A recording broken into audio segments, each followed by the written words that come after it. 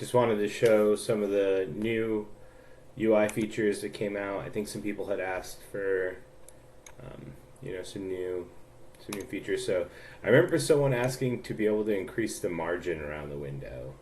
And so now, if you go into settings, you'll notice there's a window margin setting. So if you set it to 20, you now have these huge margins. You can like move your windows around a little easier to grab.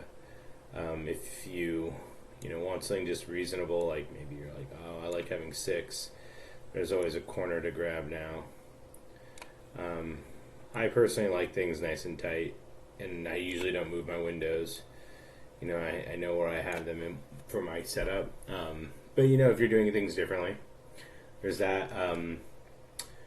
Character button width. I think that one was always in there. So in case you have some like really long character button names, you can have longer ones. The window border thickness. So there's like a window border. You set that all the way up. The minimum setting essentially is 0.55. But just if you want a chunkier look, I guess. Character button width, button height, those are always there.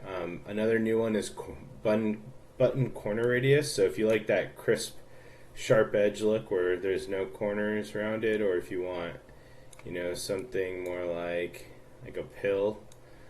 This kind of like also depends on your button height. So, if you have a taller or bigger button because maybe this is just too small for you, or you have some sort of like 4K monitor, you could have a higher button corner radius. But for me, I'm like fine with like a 3.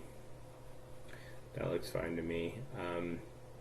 And then in addition to that, we had, if you wanted to customize your look, like say for instance you want a different colored background, like you wanted to go something here, or you wanted to change the alpha a little bit, you could do that. And same thing with the window border color, you could change that as well. Yeah. Anyway, those were the new kind of UI improvements that came out in the last release. Keep playing EQ. Hope you're enjoying Lorian's song. Peace out, all.